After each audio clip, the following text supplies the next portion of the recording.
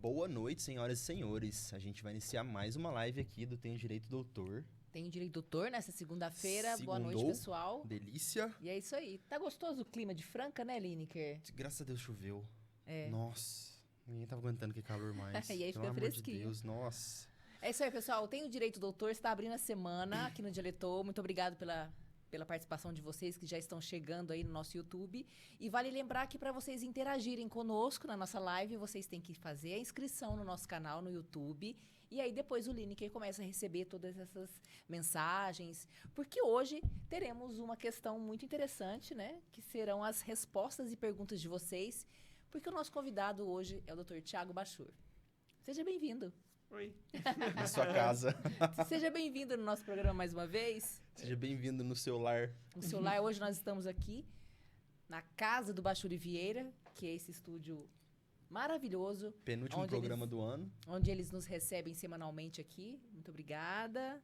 E, exatamente, toda semana a gente... E esse é o penúltimo do ano. É, o penúltimo do 2023 tá quase indo de caixa. Exatamente. Que beleza. Pessoal, Passou rápido, né?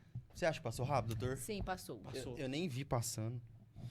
Nós já estamos em dezembro. Passou já rápido. Estamos entrando em 2024 já. Tivemos um ano muito movimentado, cheio de coisas surpreendentes, né? E que bom que o Covid se foi definitivamente, né? Nesse ano. Ficaram algumas questões, né, doutor? Algumas sequelas dessa peste, Essa doença. desse vírus. Mas estamos aqui firmes e fortes e hoje temos muitas perguntas para o doutor Tiago em relação à aposentadoria, INSS, se a pessoa pode trabalhar enquanto está recebendo. Serão muitas questões que a gente vai interagir com vocês. É isso aí, pessoal. Hoje vai ser uma live diferente, tá? Vai ser uma live diferenciada, que a gente vai fazer algumas perguntas que o pessoal escreveu pra gente, pro Dr. Tiago responder. A gente não tem um convidado hoje, somente o Dr. Tiago, então ele vai responder várias perguntas. Hoje a gente vai testar o homem. É, doutor Tiago, hoje o Hoje senhor vai trabalhar. Hoje nós vamos fazer um pinga-fogo. O programa hoje é especial, né? Hoje é especial. É isso aí.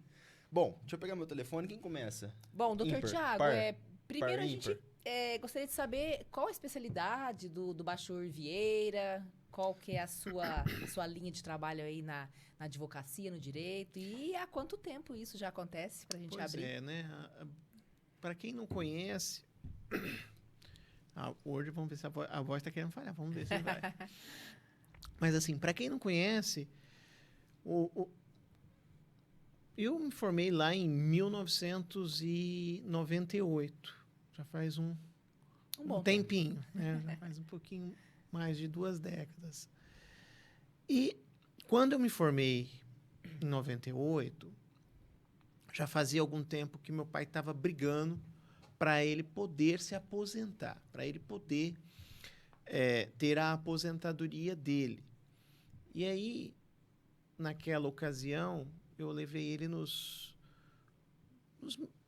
especialistas aqui da cidade, e muitos deles diziam que meu pai não iria se aposentar de jeito nenhum.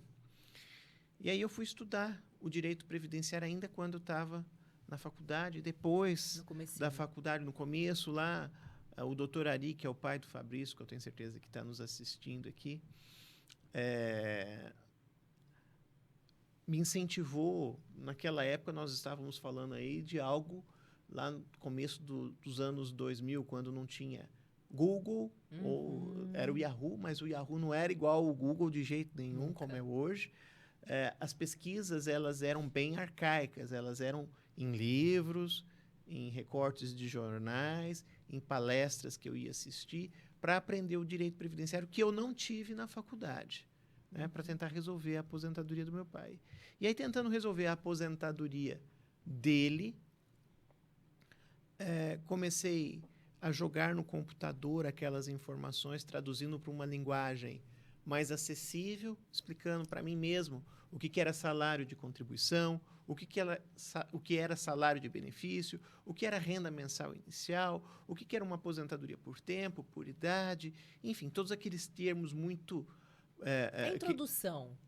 Para entender realmente o que era. E eu conheci, no escritório vendendo livro, o Francisco, que é o dono da livraria Lemos e Cruz, que depois passou a ter a editora Lemos e Cruz. E ele perguntou o que eu estava fazendo. Eu falei, estou estudando aqui para resolver a encrencada aposentadoria do meu pai, estou jogando as informações aqui no computador. E aí ele falou assim, por que você não transforma isso em um livro? Ele plantou a ideia, ficou guardada aqui na cabeça. O mundo dá volta. Eu tinha passado num concurso do Banco do Brasil, fui embora de Franca, depois voltei para Franca, mas com aquela semente que estava brotando. E quando eu voltei, o Francisco tinha montado a editora.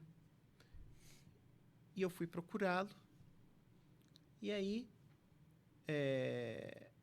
ele gostou da ideia, né, que ele tinha plantado. E mesmo contra a vontade do conselho editorial, ele resolveu bancar e publicar o livro. A primeira edição teve perto de 800 páginas, mais ou menos. Um belo livro. Ele foi entre os livros de direito previdenciário no ano que ele foi lançado, em 2006 ou 2007. Ele ficou entre os 10 mais vendidos, se eu não me engano, na Saraiva, que era a concorrência. Chegou a ficar em terceiro, quarto lugar dos livros mais vendidos de direito previdenciário. Ele estourou, né? Depois disso, vieram outros livros.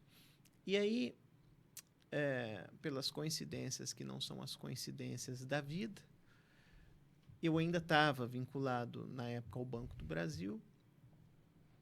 Trabalhava no banco, tinha um escritório.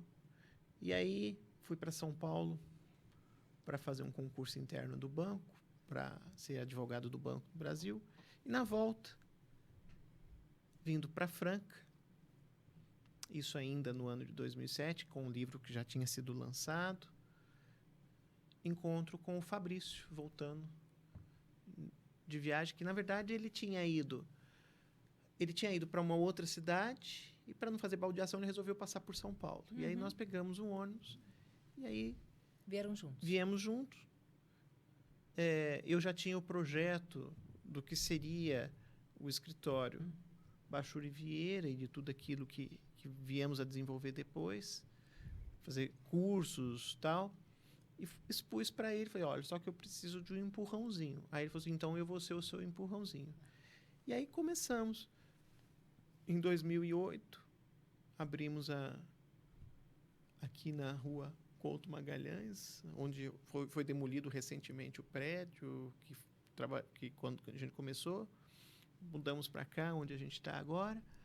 E aí começamos não só advogando e atuando no direito previdenciário, mas ajudando outros advogados a formarem, dando cursos de formação. Tivemos a honra aí de ter várias pessoas. Eu quero aproveitar e mandar um abraço para o doutor Assir, que é o presidente da OAB aqui de Franca. Ele foi responsável para dar um pontapé inicial e começarmos lá na Academia Francana de Direito, na época, para dar aula, né? Doutor Assir, um abraço. Tem acompanhado bastante as suas redes sociais, o que o senhor tem publicado aí, né?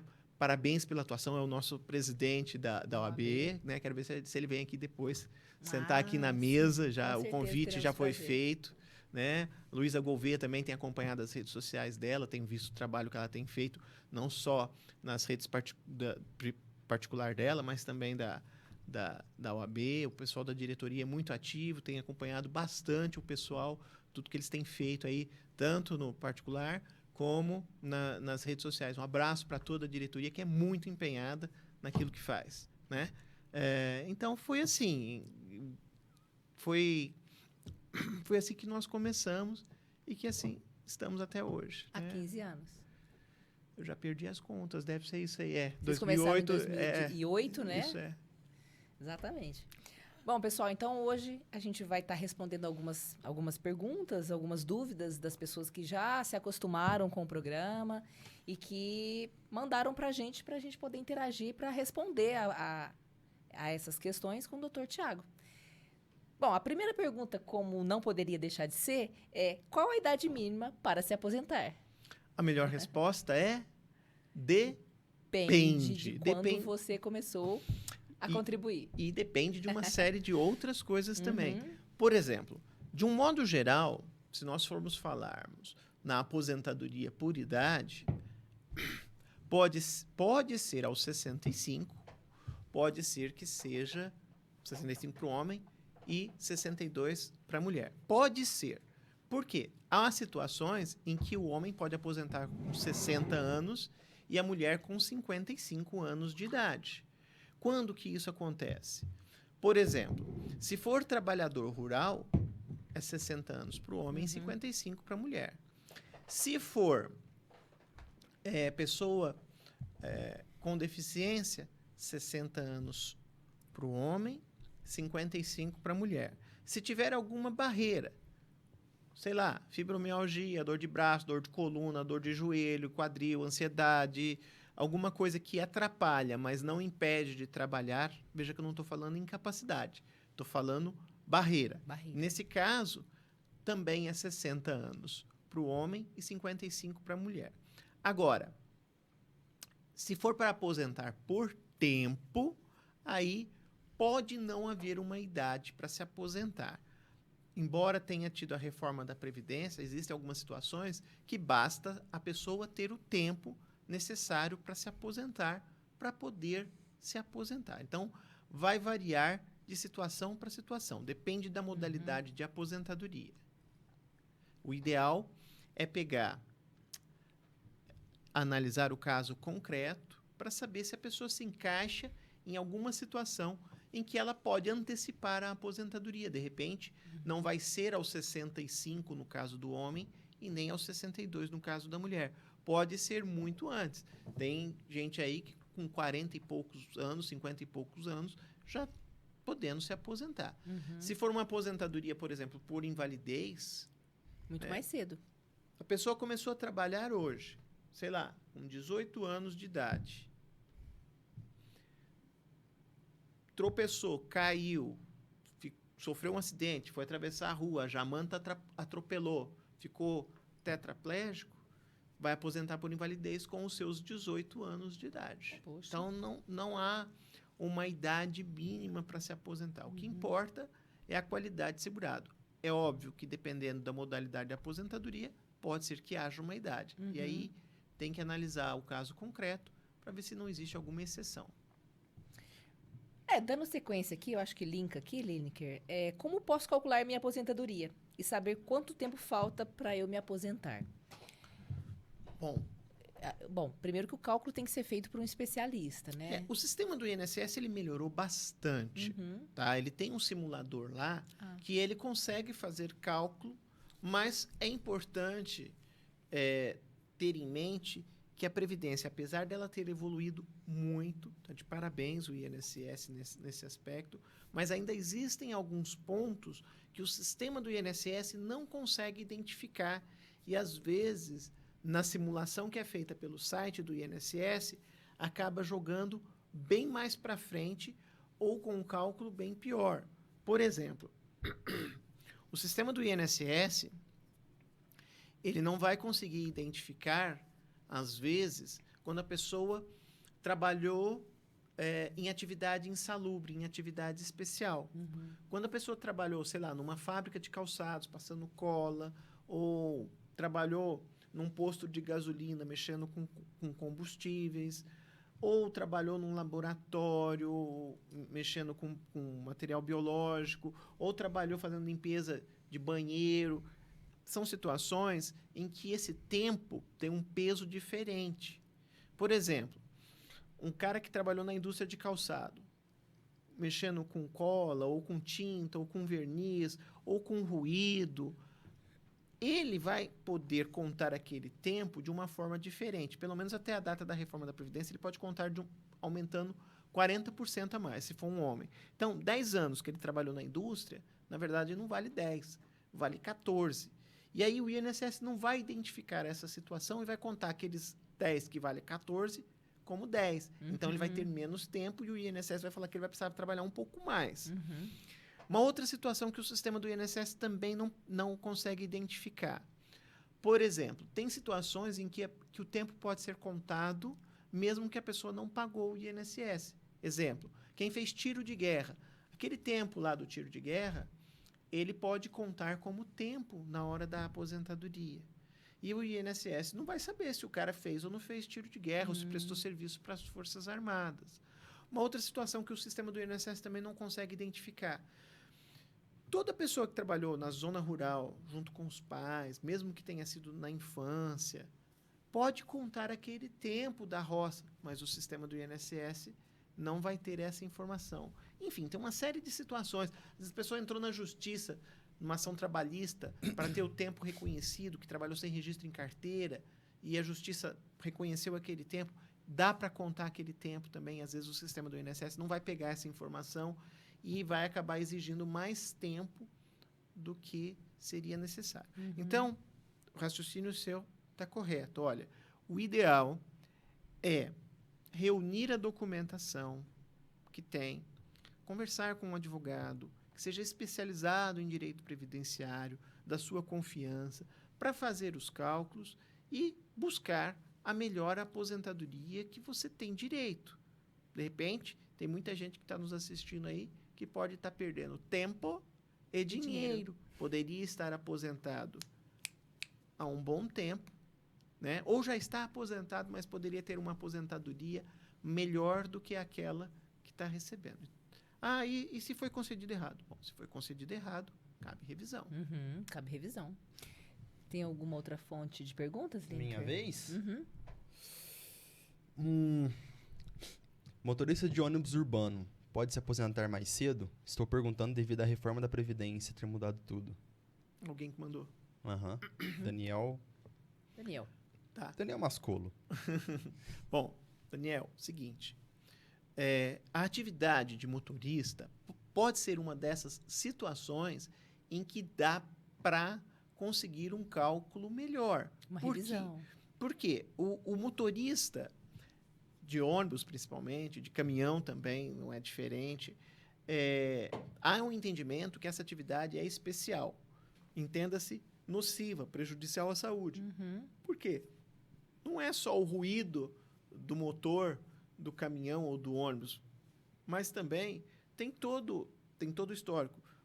A trepidação, né? Ficar o dia inteiro no volante. Dependendo da máquina que o motorista está trabalhando, se for uma máquina mais antiga, tem umas que tem um motor que fica embaixo lá, ele fica cozinhando, como se estivesse na panela de pressão lá, né? Isso faz mal para a saúde também. Claro. Fora todo o estresse, fora toda a situação que ele passa. Então, o motorista de caminhão, de ônibus, de trator, de máquinas pesadas, ele pode ter uma diferença na aposentadoria dele.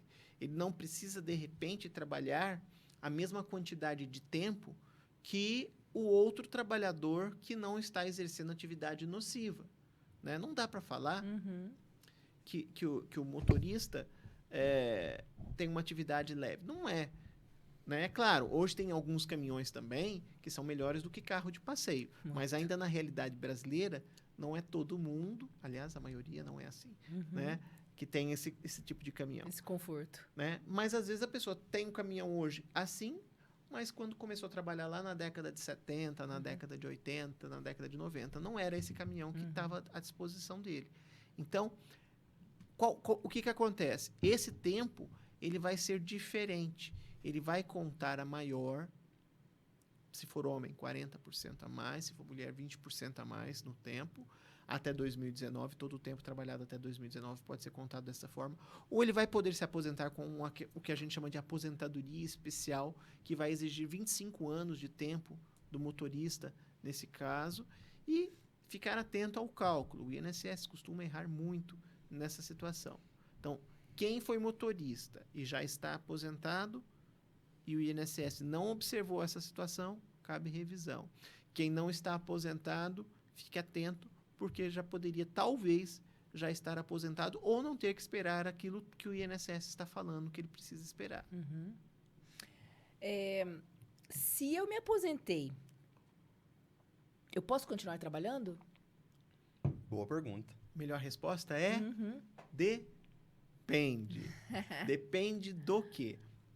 Depende da modalidade da aposentadoria, tá? De um modo geral, não há impedimento nenhum para a pessoa continuar trabalhando, tá? A única aposentadoria que impede da pessoa trabalhar de verdade é a aposentadoria por invalidez, porque se o cara está inválido, ele não pode trabalhar, Não pode. tá? E as outras aposentadorias? Bom, as O outras... que acontece se ele vai fazer isso e ele é pego? Ele só perde benefício ou ele é processado? Ou ele é Ele punido? pode ser processado porque ele fraudou a Previdência Social no momento em que ele disse que estava incapacitado e não estava. Por exemplo, só aproveitando o gancho aqui do Lineker, eu lembro que há algum tempo atrás, eu vou contar um milagre, mas não vou dar o nome do santo, não, Ó, tá? Não tem problema. Eu queria o nome do santo. Mas se você não, pesquisar nas redes sociais, você descobre, né? Ó, tem um jogador de futebol de uma cidade aqui do interior de São Paulo que estava aposentado por invalidez. E ele resolveu participar do Jogo das Estrelas, que é aquele jogo televisionado, Sei. onde aparecem ex-jogadores, artistas, Tivemos aqui cantor, esse jogo, né? né? Tivemos aqui em Franca. E esse jogo que ele participou foi televisionado. Muito provavelmente, algum servidor do INSS deve ter visto ele lá no jogo. E por ser E, famoso, né? chamou atenção. E ele foi chamado a se explicar Uhum. o que foi que aconteceu, né? Não sei o final da história, mas eu sei que ele andou respondendo alguns processos por conta disso, Fraude, né? No Ó, peraí, INSS. né? não é? A discussão, né? Se está certo ou está errado, porque não era ele não estava ganhando dinheiro para isso, era uma ação social, então cabe discussão, né? Profissionalmente ele não poderia mais de repente estar exercendo, ele estava tudo estrupiado, então cabe discussão nessas situações. Mas muito cuidado. Então, se a pessoa aposenta por invalidez, ela não pode estar exercendo atividade. Se for por idade, se for por tempo de contribuição, se for pela regra de transição, beleza, pode continuar trabalhando. Se for aposentadoria concedida depois de 2019, se a pessoa for servidor público, se a pessoa trabalhar em algum órgão público, como Banco do Brasil, Caixa Econômica Federal, Sabesp, etc., aposentou depois de 2019, a reforma da Previdência diz que tem que cortar o vínculo com o ente empregador. Se usou o tempo do ente empregador para se aposentar por idade, por tempo ou por qualquer outra modalidade. E a aposentadoria especial, que ela é bastante polêmica, que é aquela que a pessoa aposenta por estar exercendo uma atividade nociva. A pessoa pode aposentar com aposentadoria especial, mas não pode exercer atividade especial depois de aposentado. Pode trabalhar com outra coisa, mas não está impedida de trabalhar. Então, tecnicamente falando, a única aposentadoria que vai proibir de trabalhar é a por invalidez. Todas as outras que eu falei, a pessoa pode trabalhar. Talvez não no mesmo lugar ou não da mesma forma, mas pode trabalhar. Correto. Existe alguma diferença nos benefícios de aposentadoria para trabalhadores autônomos em comparação com trabalhadores com carteira assinada? Não. A Previdência Social, ela mudou. Hoje não há distinção, aliás, nem distinção em relação a trabalhador rural com trabalhador urbano. Todos têm os mesmos benefícios, não só a aposentadoria. Agora, o que tem que ficar atento o trabalhador que recolhe o INSS por conta própria é o seguinte: foi criado algumas formas de recolhimento para o INSS que a gente chama de simplificado o sistema de recolhimento com uma alíquota menor, 5% ou 11%, né? Que é o BEI, o microempreendedor individual, tem o plano simplificado da Previdência Social, tem o da dona de casa, de baixa renda, que pode recolher sobre 5% do salário mínimo. Esses que têm uma alíquota menor, permite todos os tipos de benefícios do INSS, menos a aposentadoria por tempo de contribuição. Então, por exemplo, se o cidadão é microempreendedor individual, é MEI, está recolhendo com uma alíquota menor, de 5%, ou com alíquota de 11%. Se ele for se aposentar por idade, ele pode? Pode. Se ele for receber salário maternidade, ele pode? Pode. Se ele for machucado, se ele machucar ou sofrer acidente, pode receber auxílio-doença, aposentadoria por invalidez? Pode. Se falecer, vai ter pensão por morte ou dependente? Vai. Porém, ele não vai poder aposentar por tempo de contribuição. Essa é a diferença do MEI. Essa é a diferença de quem recolhe com uma alíquota reduzida, como é o caso do Certo. MEI. Então, o MEI, ele pode ter todos os benefícios, menos a aposentadoria por tempo de contribuição. Importante. Muitas pessoas têm o MEI hoje, né?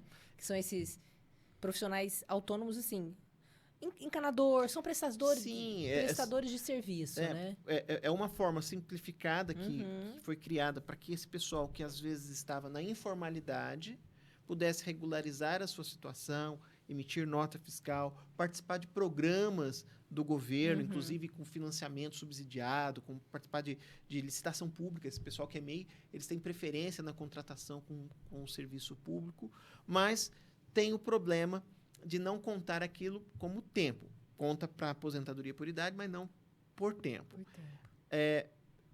Nesses casos em que o telespectador às vezes está nos assistindo aqui e fala, pô, eu estava pagando como MEI e não vai contar como tempo, e eu achando que eu ia poder aposentar como tempo ou entrar em alguma regra de transição. Tem alguma coisa para fazer? Tem alguma coisa que pode ser feita.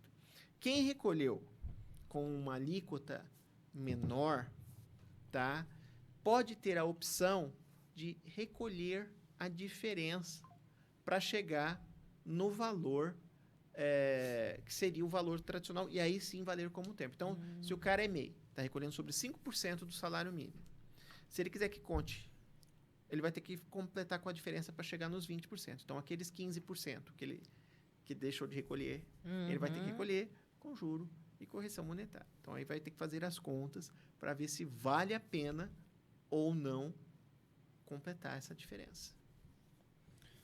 Minha vez? Lembrando que esses comentários que o Lineker está levando ao doutor é do seu programa, né? Da rádio? Não sei. Alguns deles? Não, acho que é o pessoal que mandou No próprio escritório? Não, no link que estava No tá. YouTube, né? No YouTube no link mesmo. do YouTube. Ah, legal. Com quantos anos uma mulher que trabalha na roça pode se aposentar? E quantos anos de contribuição no sindicato rural? Bacana essa pergunta. Olha, pessoal que trabalha ou que trabalhou na roça, esse período da roça, ele conta, ele vale como tempo, tá? Se for a aposentadoria por idade, o trabalhador rural, ele não precisa recolher o INSS. Ele precisa provar que trabalhou na roça, mas não é qualquer tipo de trabalhador, tá? É aquele trabalhador que trabalha sozinho ou que trabalha em regime do que a gente chama de regime de economia familiar. Trabalha com o pai, com a mãe, com o sogro, com o tio, com o primo, né? Que não precisa da ajuda de empregados ou muitos empregados para poder se enquadrar nessa forma. Não é o latifundiário. O latifundiário não entra aqui, né? Aquele grande produtor rural também não entra. É o pequeno trabalhador rural. Também fazem parte aí, por exemplo, o pessoal que é assentado. O boia fria, o conhecido... O boia fria.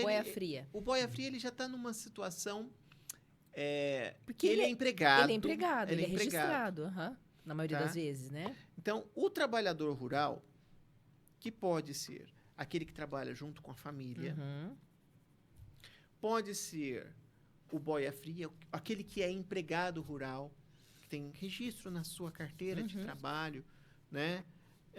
E que recolhe o INSS, ou que o patrão recolhe o INSS, no caso. Pode ser também o latifundiário, que paga o INSS, e ele recolhe o INSS. Todo trabalhador rural pode se aposentar por idade aos 60 anos, no caso do homem, e 55 anos, no caso da mulher. Precisa ter pelo menos 15 anos. De quê? Se for aquele que paga o INSS, por exemplo, o produtor rural, aquele grande produtor rural, ele recolhe o INSS. Então, ele vai ter pelo menos 15 anos pago. O latifundiário também. Agora, aquele que trabalha com a família, no que a gente chama de regime de economia familiar, ou que trabalha sozinho, tal, o pequeno produtor, esse nem precisa recolher o INSS. Esse ele precisa comprovar que trabalhou na roça pelo menos por 15 anos. Tá? Então, o pequeno produtor rural, aquele que trabalha sozinho ou junto com a família, ele pode se aposentar por idade, com menos idade, 60 para o homem, 55 para a mulher.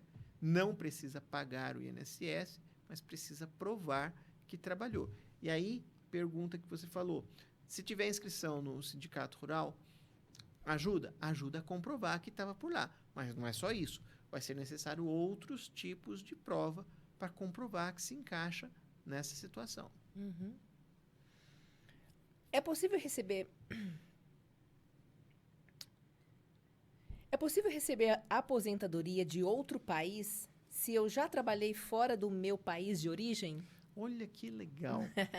Muita gente... Agora a internet leva as informações para todo lugar, né?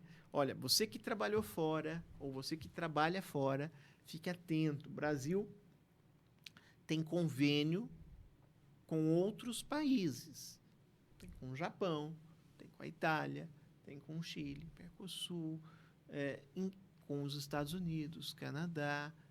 Então, a depender do país, tem um acordo internacional. De um modo geral, você consegue trazer tempo de lá para cá ou levar tempo daqui para lá. Então, quem está morando, por exemplo, no Japão, tá? Trabalhou no Brasil e hoje está lá no Japão. Ele pode levar o tempo do Brasil para o Japão?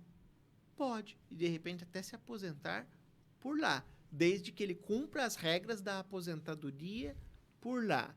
Ou você que trabalhou no Japão, pegando o gancho do Japão, você que trabalhou no Japão ou em algum outro país que o Brasil tenha convênio, deixou o país, voltou para o Brasil, né? Você pode trazer o tempo da onde você estava para o Brasil? Em tese, sim. Depende do convênio, você consegue trazer tempo e valores, ou você não consegue trazer os valores, mas você consegue levar o tempo. Em alguns países, por exemplo, aqui no Brasil é bem separadinho. Saúde, previdência social, e tem alguns países que não. Você só pode ir na rede pública ou consultar, ir para a área da saúde, se você machucar, ficar doente, se você for um contribuinte daquele país. Mas, pelos convênios que o Brasil tem, a depender do lugar, você consegue ser atendido lá na rede, pelo fato de você ter trabalhado aqui no Brasil e ter algum tempo. Então, quem está no exterior ou quem esteve no exterior não tem tempo perdido. Você pode recuperar esse tempo daqui para levar para lá ou trazer o tempo de lá para poder se aposentar aqui. E tem alguns detalhes que às vezes a pessoa consegue, dependendo do convênio, ela consegue aposentar aqui e aposentar lá. Olha. Ter uma aposentadoria dupla. Caramba. Caramba. Das duas nações. Aí sim, hein? Interessante. Sou servidor estatutário. A prefeitura exige 10 anos na mesma e idade 65 anos para se aposentar. Isso está correto? Vamos lá de novo, né? Deixa eu ler isso aqui de novo. Sou servidor estatutário. estatutário, é isso mesmo. É isso mesmo. A prefeitura exige 10 anos na mesma e idade 65 anos para se aposentar. Isso está correto? De um modo geral, sim, mas como eu sempre falo, existem situações de exceção.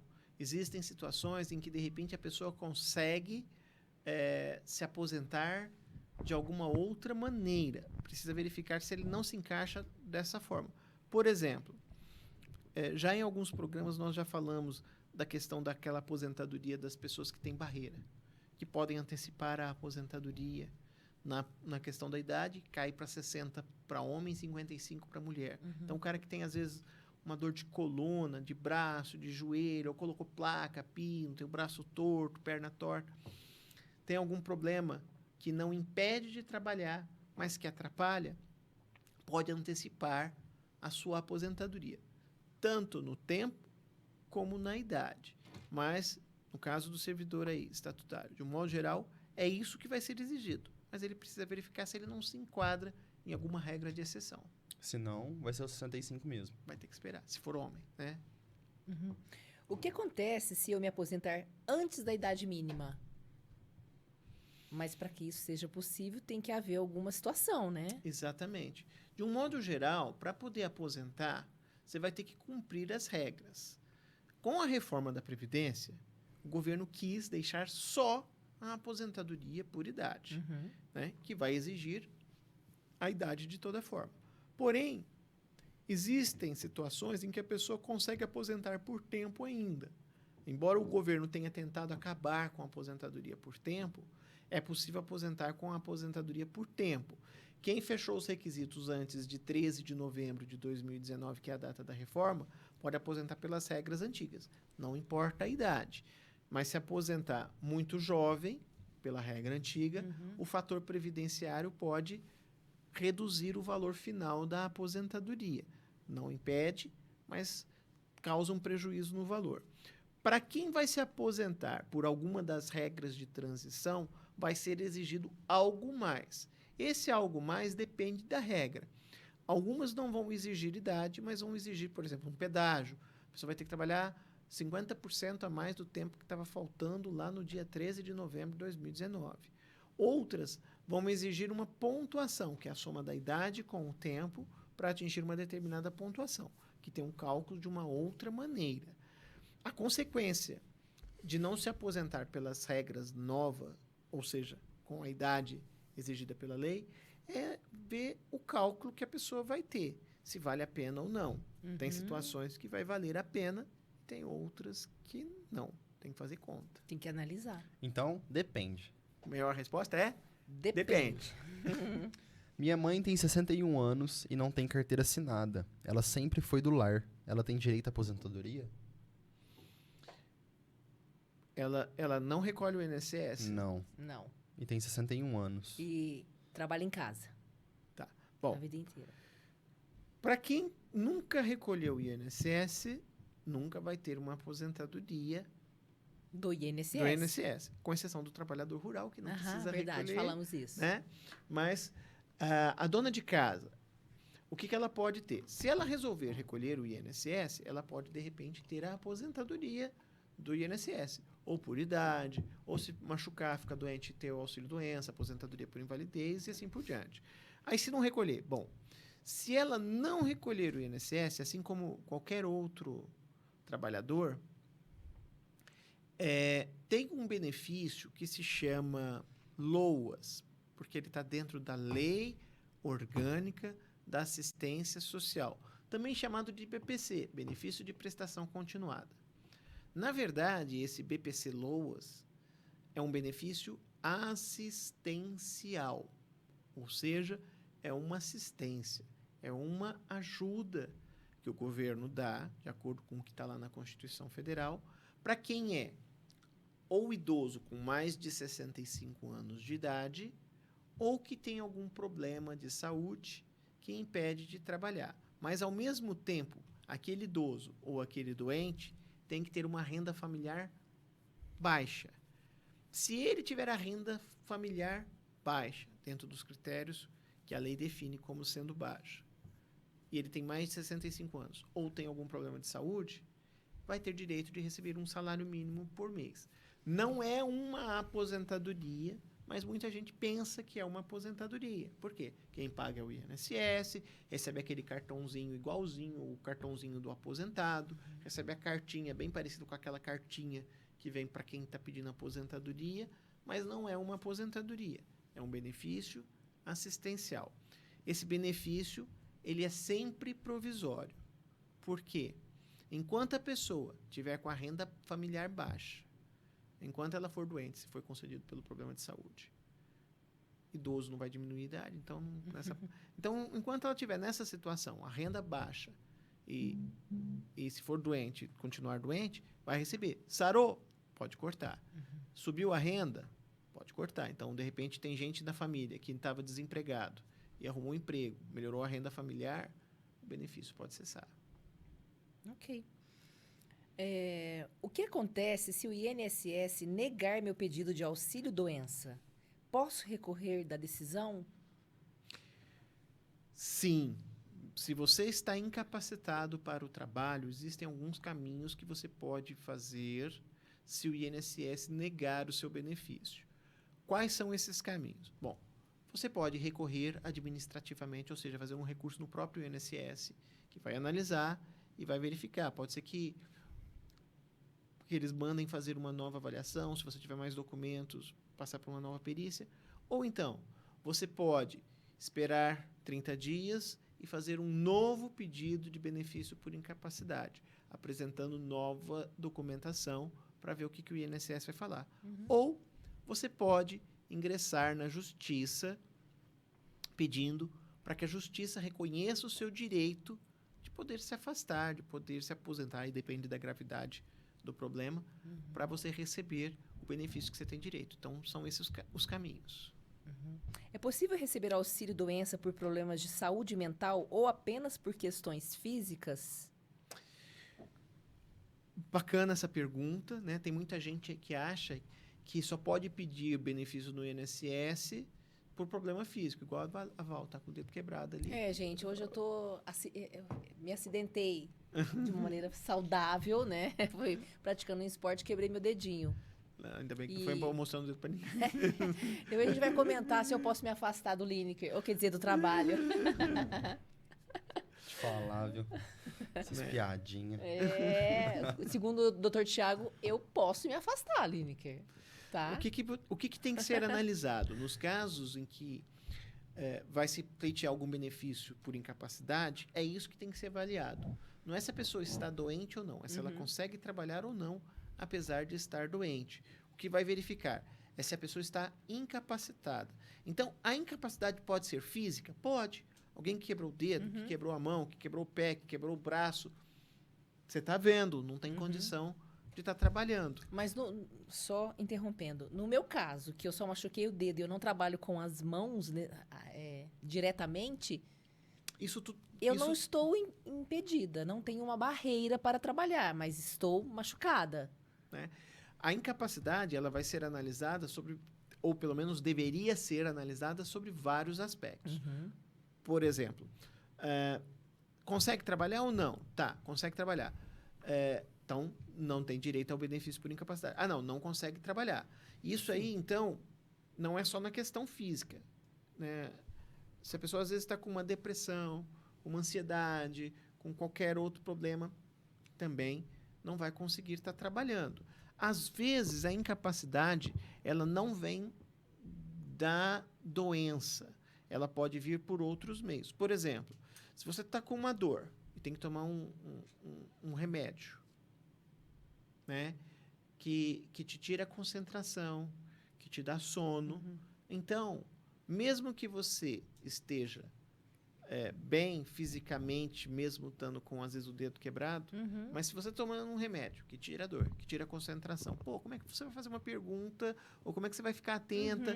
Se você, além de fazer o trabalho da entrevista, também faz, por exemplo, a edição, faz os cortes, a parte lá tem que... Então, você pode estar incapacitado. Então, vai depender de situação para situação. A pessoa que, às vezes, está com um problema psiquiátrico, né? Está com uma ansiedade, está com uma depressão, agora está na moda a síndrome do pânico e o toque, etc. E tal. Toma remédio. Dependendo do trabalho que ela faz, ela vai perder a concentração. Se for uma pessoa que trabalha com cálculo, como é que ela vai fazer cálculo? Como é que ela vai fazer planilha? Um contador? Né? Você está com sono. Muito mais sério. Vai errar um número ali, ele... Porque tem muitos medicamentos que realmente eles agem assim, né? Sono e concentração. Tira totalmente a sua capacidade de concentração. Então tem que ser analisado como um todo. O contexto, né? Óbvio. Eu tô com o braço quebrado, tô com a perna quebrada, tenho que ficar com a perna para cima. Lógico, aí você não vai conseguir trabalhar. Mas vai depender muito do que a pessoa faz, da atividade que ela faz. Vai variar de situação para situação. Viu? Você não vai afastar do dialetor. No caso, se eu tivesse com porque uma amidalite... você comunica, você usa a sua língua. Se você tivesse quebrado a língua... E se eu fosse editora como você, no caso, aí já era, né? Se bem que beleza. foi a mão esquerda, ainda tem a direita. Aquela que não quer aposentar, não quer afastar, né? Bom dia, doutor. Tenho mal de Parkinson já tem 12 anos que fui diagnosticado. Peraí. Bom dia, doutor. Tenho mal de Parkinson já tem 12 anos que fui diagnosticado com a doença. E não me aposentaram até hoje. O que eu faço? Caramba. O Parkinson é uma daquelas doenças que estão lá dentro do artigo 151 da Lei 8.213 de 1991. Que doenças são essas? São aquelas doenças que exigem um cuidado maior. Além do Parkinson está câncer, AIDS, Alzheimer, nefropatia grave, que é problema sério nos rins, cardiopatia grave, que é problema sério no coração, entre outras doenças que lá estão. São doenças que dispensam carência. O que é isso? De um modo geral, para poder receber auxílio-doença ou aposentadoria por invalidez, é necessário que a pessoa tenha pelo menos 12 meses pagos de INSS para poder tentar receber auxílio-doença ou aposentadoria por invalidez. Quando for acidente, então precisa das 12. Quando for alguma daquelas doenças que está lá no artigo 151, inclusive o Parkinson, também não precisa das 12.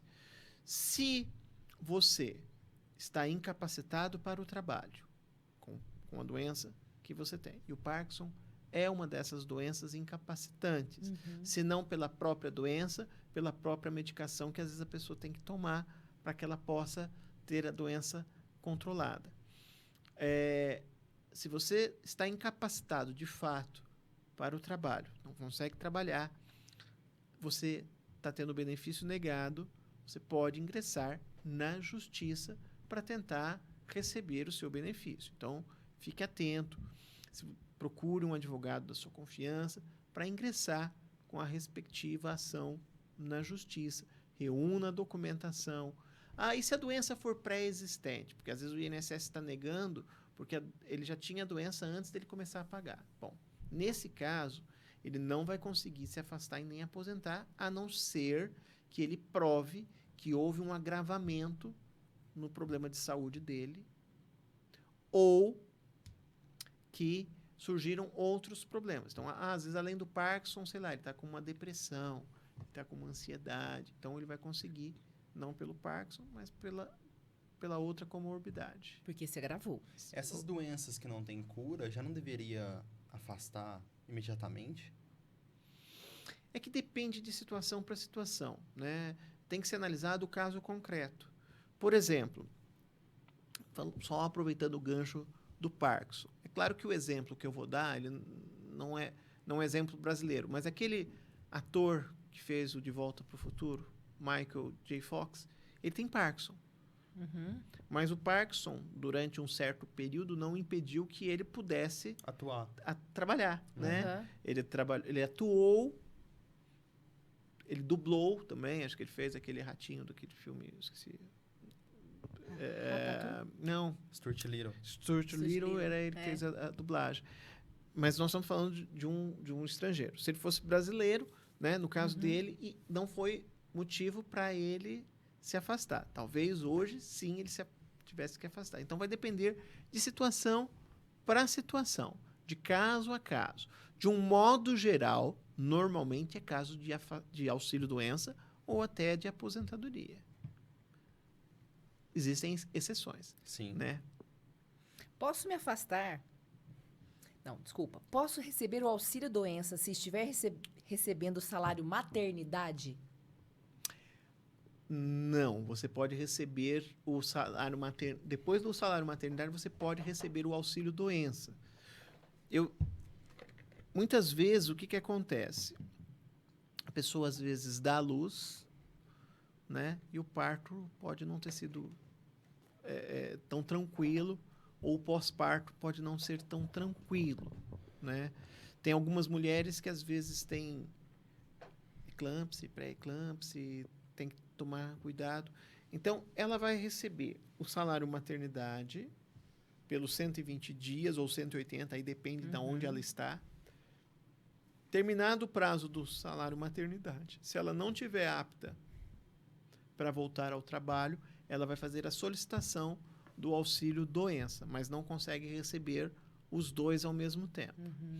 Precisa fazer as contas do que é mais vantajoso, porque o cálculo do auxílio doença é de uma forma e o salário maternidade é de outra. Existem situações em que você pode prorrogar o salário maternidade e um pouquinho mais, né? Tem que fazer as contas para ver se é mais vantagem prorrogar o salário maternidade ou já pedir o auxílio doença, porque varia de situação para situação.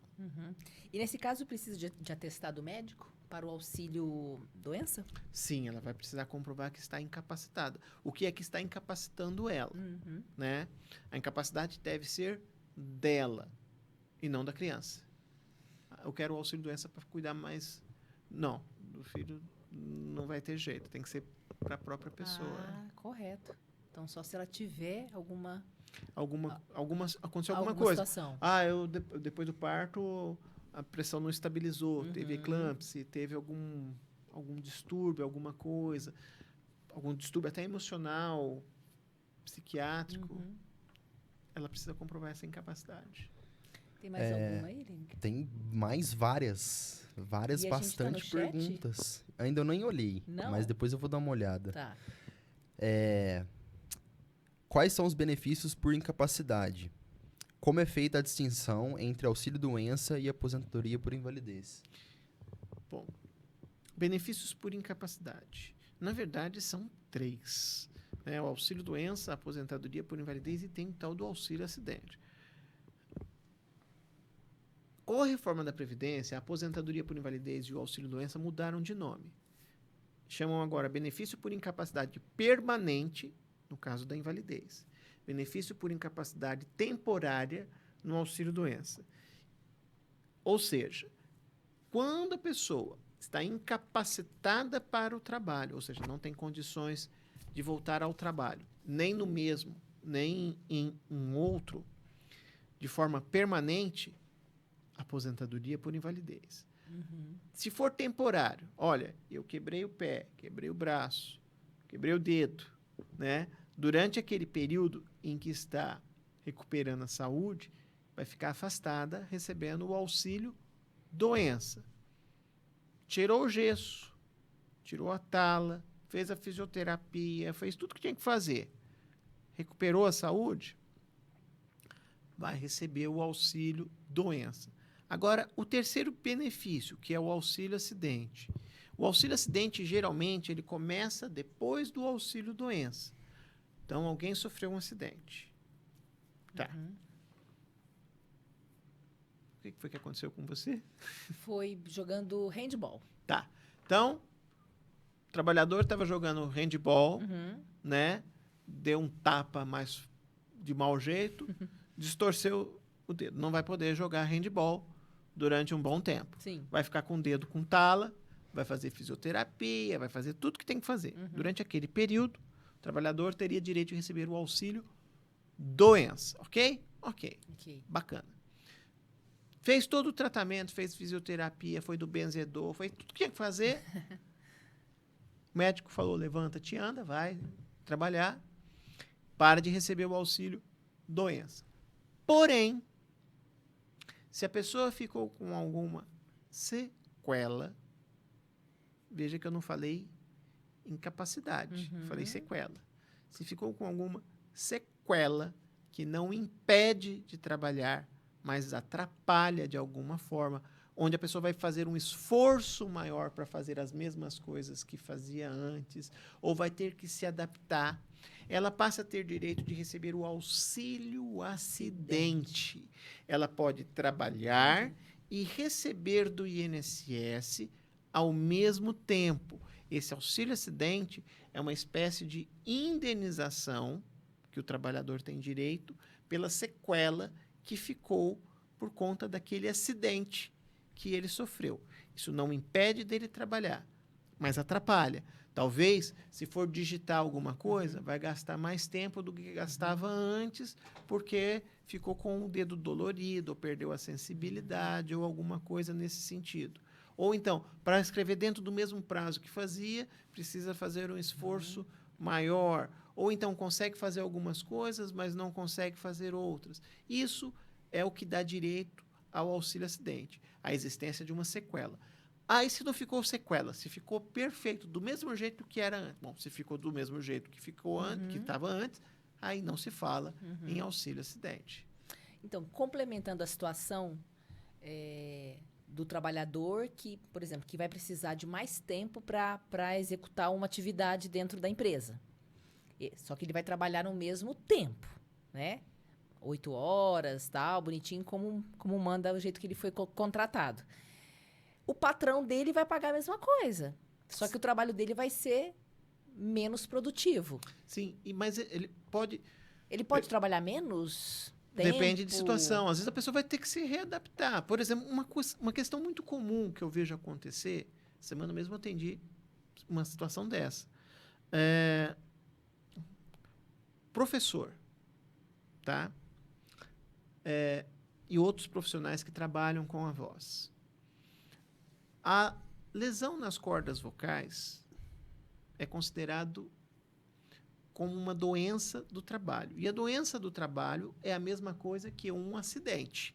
Tanto que, nesses casos, o empregador precisa emitir CAT. Então, um professor, um operador de telemarketing, pessoal que trabalha na área da comunicação, que tem uma lesão nas cordas vocais, às vezes vai se afastar, receber o auxílio doença, vai fazer todo o tratamento, vai passar pelo fonoaudiólogo, vai fazer as terapias, etc e tal, mas às vezes a voz não vai voltar mais a ser do mesmo jeito, ou vai ser exigido alguma coisa a mais. Tem muito professor que às vezes é readaptado, vai trabalhar em outro setor, outros, estou falando de professor, mas vale para qualquer pessoa da área da comunicação. Às vezes tem que usar um microfone mais potente, ou tem que começar a usar microfone se não usava microfone antes, né? Vai ter que fazer intervalos regulares com a voz, vai ter que tomar mais água. Nesses casos, a pessoa também tem direito ao auxílio acidente. Ela produz. Do mesmo jeito que produzia antes da doença ou do acidente que ela sofreu? Não. Ela precisou de alguma coisa a mais. Um microfone, algumas pausas, mudar de atividade. E aí, nesse caso, o INSS ele não tem opção, ele tem obrigação de pagar o auxílio acidente. Quando que começa o auxílio acidente? Ou quando deveria começar o auxílio acidente? No dia seguinte que cessou o auxílio doença. Aquela mesma perícia que deu a alta para o trabalhador para ele voltar para o trabalho é a mesma perícia que teria que ter implantado o auxílio acidente. Na prática, o que acontece? O INSS fica quietinho, não fala nada, dá alta do auxílio doença e o trabalhador que se vire. Então, ele tem direito de receber esse auxílio acidente. E esse auxílio acidente ele vai ser pago pelo INSS até quando? Até a véspera. Até quando? Até a véspera da aposentadoria, esteja ele trabalhando ou não. Então, se ele estiver trabalhando, ele vai ter o salário lá do empregador que ele estiver trabalhando, ou vai estar trabalhando por conta própria, não interessa. E vai receber do INSS o auxílio acidente. E quando ele for se aposentar lá na frente, por qualquer modalidade de aposentadoria, por idade, pelas regras de transição, com a especial, por invalidez, por tempo, não interessa.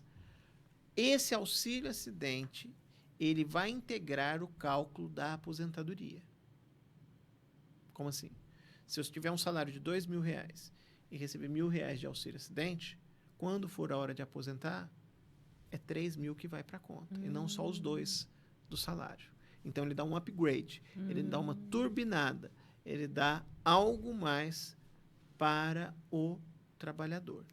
Tá? Então, e quem não pediu? Eu tinha direito, não sabia, não fui atrás, o INSS ficou quieto, e agora? O que eu faço, Tiago? Bom, nesse caso, dá para entrar? Dá para entrar. Dá para pedir daqui para frente? Dá para pedir daqui para frente. E para trás?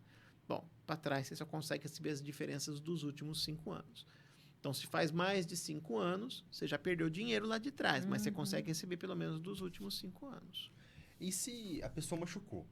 Aí ela voltou a trabalhar, mas ela ainda não trabalha do mesmo jeito, porque ela ficou com alguma sequela. Ela fica protegida por quanto tempo para não ser demitida? Se for um acidente de trabalho ou uma doença do trabalho, pode ser 12 meses ou mais. 12 meses se a convenção coletiva não falar nada. Algumas categorias, o dissídio, dispõe alguma coisa quando for acidente do trabalho. Fala, olha, sei lá, quem é dessa categoria profissional lá, o dissídio fala que não é 12, é 18 meses, é 24 meses. Então, pode dizer alguma coisa diferente. Mas se o dissídio não fala nada, é 12 meses. Se não for doença do trabalho, nem acidente do trabalho, aí pôs o pé na empresa, ou às vezes nem pôs o pé na empresa, o empregador já pode falar. Valeu, tchau. falou. Entendi. Poxa. Quer Viu? fazer alguma pergunta a mais? Se você machucar, Machuquei? igual você machucou, mas não foi no dialetou. Foi fora do dialetou. Mas foi um acidente. Mas na hora que você Foi um voltar, eu já acidente. posso te mandar embora. Você não tá ressarcida 12 meses. Eu não, né? O dialetou. É o diretor, a empresa. Aqui tem bastante, ó. Como as pessoas podem se preparar para uma aposentadoria mais tranquila? Quanto antes começar a planejar, melhor. E traçar as... Você vai fazer uma... Eu costumo comparar com uma viagem. Você vai fazer uma viagem. Você precisa fazer o seu plano de voo. Você precisa traçar a sua rota. Você vai precisar sair daqui para ir aqui. Qual é o caminho que você vai fazer? Então, eu vou passar por aqui, ali tem uma ponte, ali tem um obstáculo, tem um pedágio. Você vai traçar a sua rota, o seu plano de voo, tá? Então, o que é interessante? Reunir a documentação, conversar com um advogado da sua confiança para fazer a análise, para ver como que você deve pagar, por quanto tempo, de que forma que você tem que recolher o INSS, se é interessante ou não recolher o INSS. Há situações em que vai ser interessante aumentar o valor, há outras situações que vai ser interessante diminuir o valor.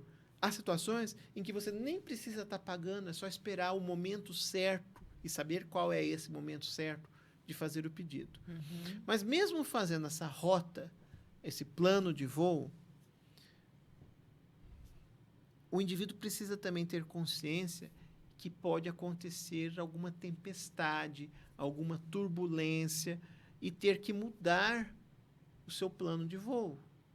Sim. As regras podem mudar no meio do caminho e você vai precisar fazer um desvio, contorno. vai ter que desviar um contorno ou mudar o caminho. Olha, eu ia fazer Mudar uma a reta, rota. agora eu vou ter que fazer uma curva ali para poder chegar onde eu queria chegar. Num Vou ter tempo que maior.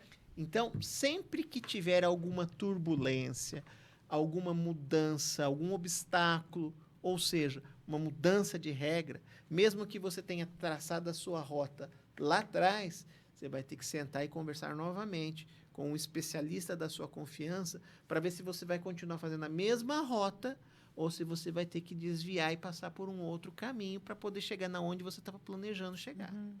Legal. Tipo assim, ó, vamos dar um exemplo aqui daqui de Franca. O cara trabalha numa fábrica. Aí ele é registrado pela empresa e tudo mais. Tem como ele fazer alguma coisa para adiantar ou melhorar a aposentadoria dele? Tem como ele pagar um INSS por fora, além do da empresa estar pagando para ele? Depende.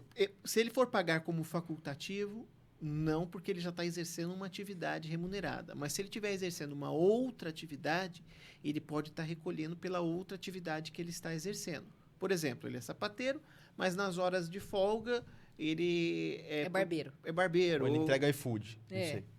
Tá? Aí ele pode recolher porque todo aquele que exerce uma atividade remunerada é reconhecido como segurado obrigatório. Na verdade, devia se chamar contribuinte obrigatório, porque é isso que acontece. Como que é o nome disso, quando a pessoa tem 2 empregos? Ela tem uma Não é outra Julius, atividade. não, do Todo Mundo Deu Crise, é outra coisa. Ela exerce uma outra atividade. Então, ela é um contribuinte obrigatório. Ela tem que pagar, é um segurado obrigatório. Então, quem exerce atividade remunerada não tem opção, tem obrigação de pagar o INSS. E aí, se ele estiver exercendo uma outra atividade, paralela, ele pode recolher por aquela atividade que ele está exercendo. Quanto recolher? Depende. Isso vai antecipar a aposentadoria dele? Talvez não. Talvez pode melhorar em relação a cálculo, mas não antecipar. O que anteciparia a aposentadoria? Tempos que a pessoa tem que não estão registrados no INSS. Eu dei alguns exemplos no começo do programa de algumas situações, como o pessoal que trabalhou na roça na infância, junto com os pais, o pessoal que fez tiro de guerra pode contar aquele tempo, quem entrou com alguma ação trabalhista pode contar aquele tempo da ação trabalhista que não foi recolhido. Atividade especial, quem trabalha em alguma coisa insalubre, mexendo com um produto químico, ou algum agente físico, ou alguma coisa biológica, tal, que pode contar aquela situação de uma forma diferenciada aquele tempo. Mas situações, por exemplo, que a pessoa tem alguma barreira, que a gente falou, a pessoa que às vezes tem dor de joelho, coluna, braço, perna, perdeu a audição, tem problema de visão, tal, pode antecipar também a aposentadoria. Mas se não encaixar em nenhuma situação dessa, vai ter que trabalhar durante o tempo, mas verificar se a forma como está recolhendo é a adequada. Isso se a pessoa recolher por conta própria. Agora, quem é empregado não tem opção. Já é dentro daquilo que ganha. Sobre a revisão, como posso saber se tenho direito a uma revisão da minha aposentadoria? Bom, seria o que deve ser feito? Uma análise. O que é uma revisão? É quando o INSS faz alguma coisa errada e você vai pedir para corrigir, vai rever aquilo lá. Onde o INSS erra? Bom, o INSS erra de muitas formas. Primeiro, você precisa verificar se aquilo que o INSS colocou no cálculo realmente é o que tinha que estar lá. Por quê? Às vezes ele coloca coisa que não é para estar lá e ele deixa de colocar coisas que precisariam estar lá. Índices, valores, salários, tempos. Então, precisa verificar se todo o tempo está lá, se todos os valores estão lá, se foi corrigido da forma correta, o que tinha que estar lá. Se já tiver alguma falha nisso aí, já cabe revisão. A forma como o INSS concedeu a aposentadoria. Será que a pessoa não teria direito a um outro tipo de benefício diferente daquele que o INSS concedeu? Existe uma disposição na lei que fala o seguinte, que o INSS é obrigado a conceder o melhor benefício que o cidadão tiver direito. Você, enquanto cidadão, não precisa conhecer dos seus direitos. Você não precisa saber se você tem direito à aposentadoria A, aposentadoria B ou aposentadoria C. Você quer se aposentar. Só que o servidor que faz a análise do documento, ele tem a obrigação de identificar a melhor situação que você teria direito. De repente, você faz o pedido da aposentadoria pela regra de pontos, pela regra de transição dos pontos. Mas você poderia se encaixar naquela aposentadoria da pessoa que tem a barreira, poderia aposentar com um cálculo diferente. Mas você não pediu, você nem sabia que existia essa modalidade de aposentadoria. Você foi lá e fez aquela que o sistema te ofereceu. E aí foi concedida uma aposentadoria, sei lá, de R$2.000, e você está recebendo aquela aposentadoria de R$2.000. Só que, se você tem direito a uma outra que daria R$4.000 de valor e não foi oferecido, você pode entrar com uma revisão falando, olha, eu pedi essa porque eu achei que só existia essa, eu não sabia que tinha aquela outra lá e que eu encaixava naquela outra. O servidor que fez a análise, ele poderia ter identificado aquela situação e falado para mim, porque se ele tivesse falado para mim, eu tinha corrido atrás, né? Talvez para aquela outra, eu teria que apresentar mais alguns outros tipos de documentos diferentes daquele que eu apresentei. Mas se ele não falou nada, então cabe revisão. Houve erro, cabe revisão. Mesmo que você não saiba, né, pode caber revisão. Segredo disso aí, conversar com um advogado da sua confiança, especialista, para ele poder analisar qual é a melhor situação para você. E é muito complexo essa revisão? Muito demorada? Muito burocrática? na parte prática, o que tem que fazer? O advogado, que é especialista, ele vai conversar com você, vai te entrevistar, vai entender o que foi feito. Ele vai olhar o cálculo do INSS, ele vai ver o que o INSS fez e vai tentar verificar se, de repente, não cabe alguma outra modalidade de aposentadoria. Quais são os erros mais comuns que levam as pessoas a solicitar a revisão de aposentadoria? Olha, sempre que tem alguma mudança nas regras, geralmente tem erro por parte do INSS. Por quê? Porque o sistema às vezes não está adequado, os funcionários não estão treinados, às vezes, suficientemente para receber de bate-pronto aquelas mudanças. Por exemplo, nós tivemos uma reforma agora em 2019. Muitas aposentadorias que foram concedidas de 2019 para cá têm erro. Não são todas, mas uma boa quantidade delas estão vindo com erros, tá? Então, sempre que tem mudança, já fica com o sinal amarelo aceso, porque pode ser que tenha direito. O que mais pode ser analisado? O que pode acontecer de erro? Pode faltar salários. Às vezes a pessoa contribuiu e não tem essas informações no banco de dados do INSS, então o banco de dados do INSS pode ter falhas, ali pode surgir erro. Tempo trabalhado especial, quem trabalhou em atividade insalubre, às vezes o INSS deixa de considerar. Pessoas que trabalharam na zona rural, o INSS costuma deixar de considerar o período rural. Pessoas que às vezes têm que ficaram afastadas pelo INSS em algum momento da vida, receberam auxílio-doença, ou fizeram algum pedido de auxílio-doença alguma vez na vida, mesmo que tenha sido negado, o INSS costuma errar e não considerar essas situações. Enfim, tem uma série de situações que pode ensejar revisão. É possível solicitar uma revisão da aposentadoria se eu tiver mudado de condição médica desde a concessão do benefício? Vou repetir. Não consegui entender. É possível solicitar uma revisão da aposentadoria se eu tiver mudado de condição médica desde a concessão do benefício? Eu acredito que é assim. Fiquei doente, mas logo sarei. Seria isso? Mudei de condição médica ou piorei. Sim, mudei a condição de saúde. Pode ser. Bom, por esse foco, talvez, não sei se é isso que a pessoa queria saber, mas imagina o seguinte, alguém que, de repente, estava doente e achou que a doença era algo passageiro, que ia ficar, sei lá, só uns 6 meses de molho lá com o problema de saúde dela.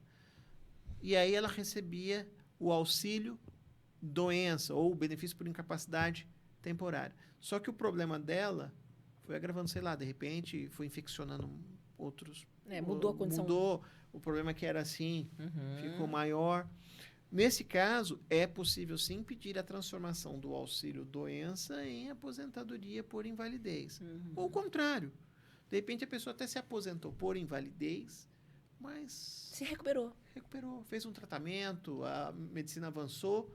Ela pode pedir a cessação da aposentadoria por invalidez?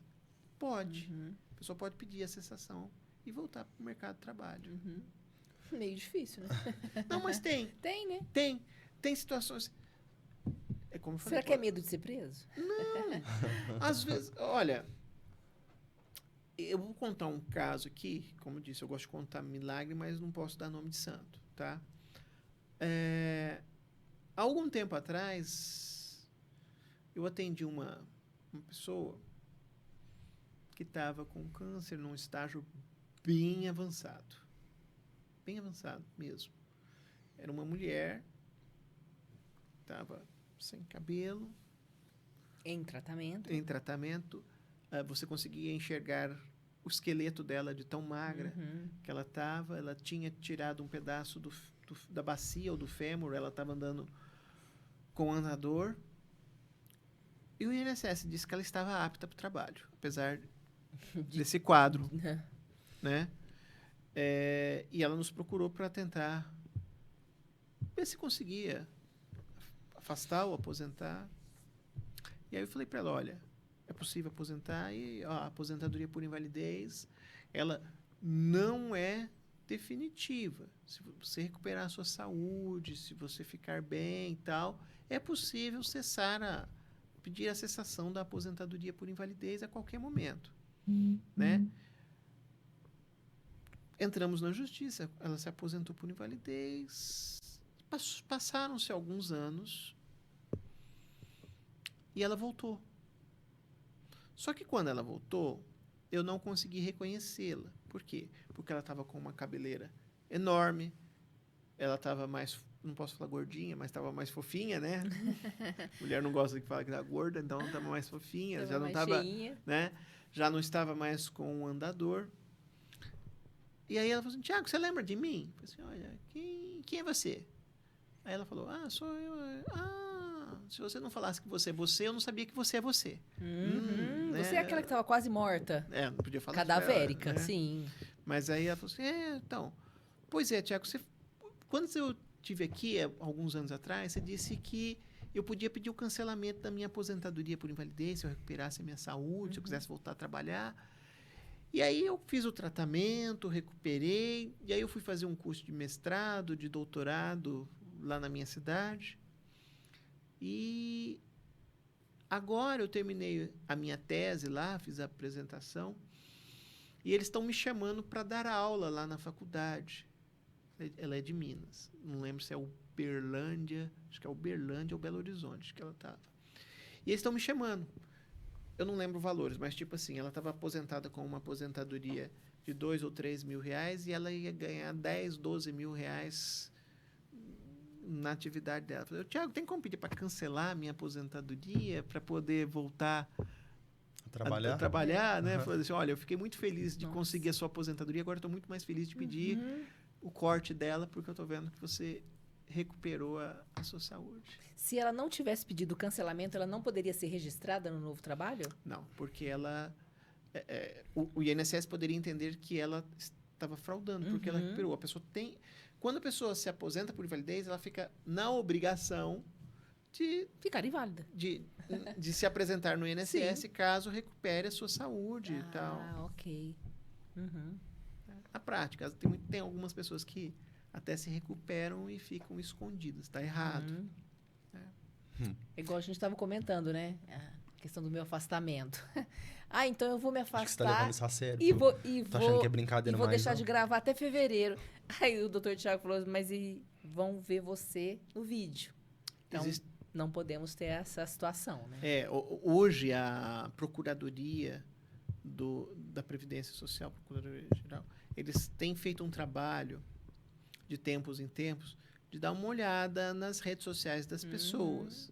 Né? Então, principalmente aqueles que estão recebendo benefício por incapacidade, muito cuidado para não fazer coisa errada e ter problemas depois. Você está sendo vigiado. Está sendo vigiado. A pessoa às vezes se afasta, vai receber auxílio-doença, aí anuncia lá no Facebook que está fazendo bolo para fora, que está vendendo não sei o quê. Cuidado. Bolo no pote. Que é Uber.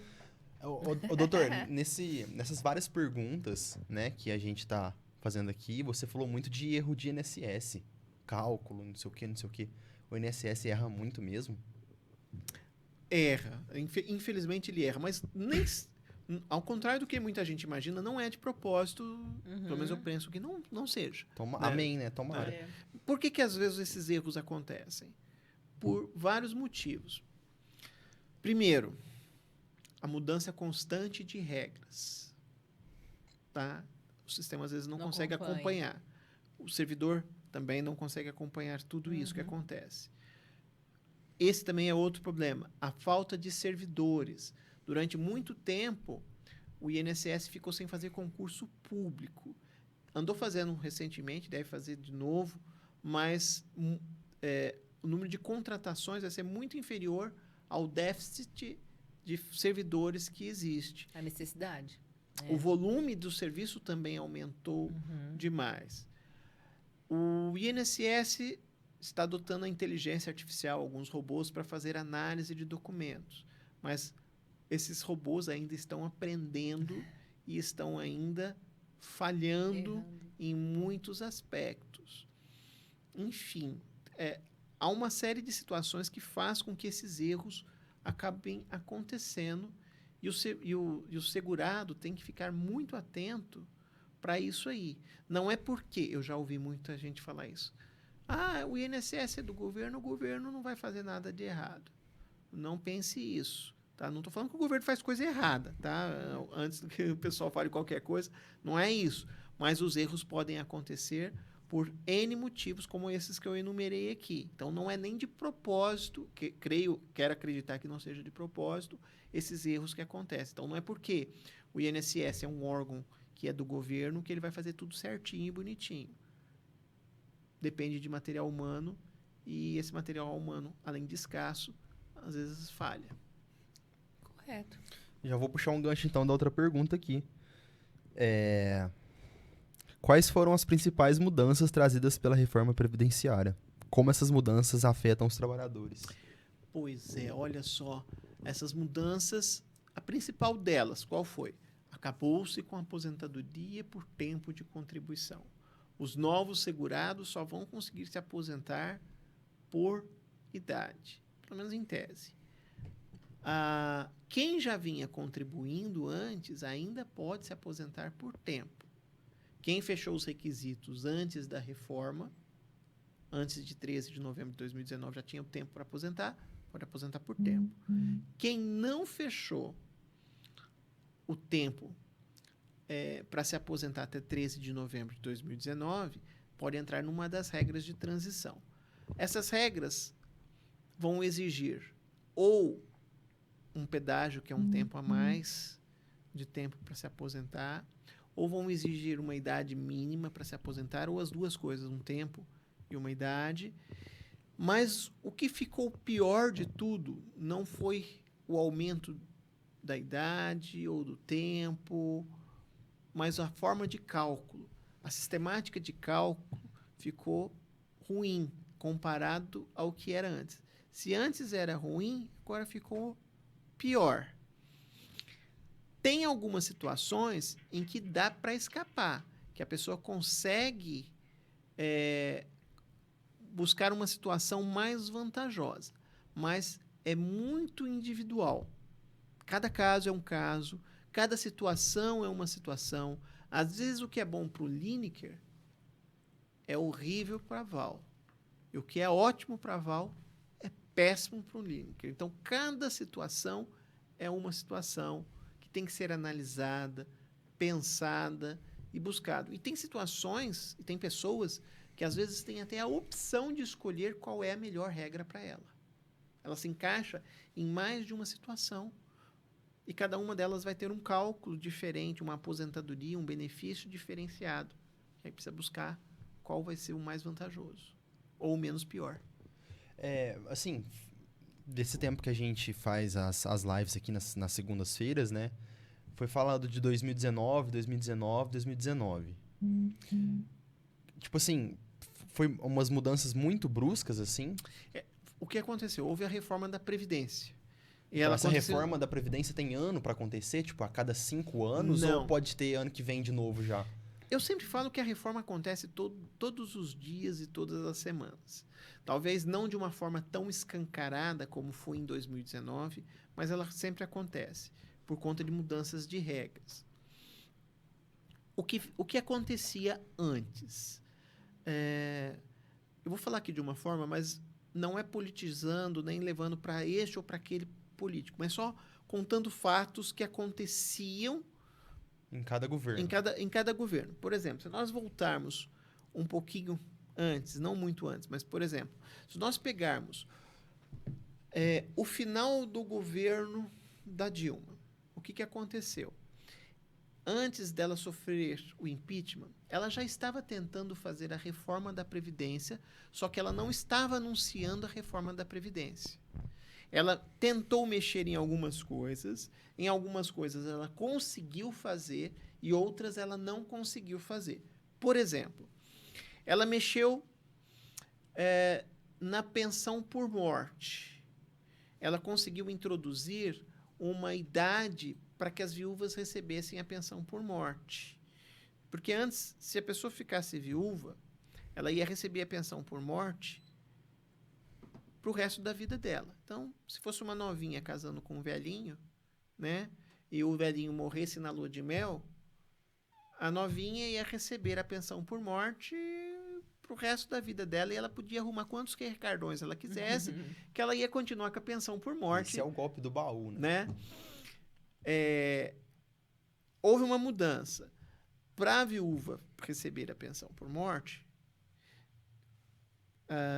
lá no governo da Dilma, houve a seguinte alteração. Puseram, isso foi em 2015, se eu não me engano, que conforme fosse a idade de quem ficasse viúvo, ia receber o benefício durante um certo período. Só seria vitalício acima de 40 e poucos anos de idade, né?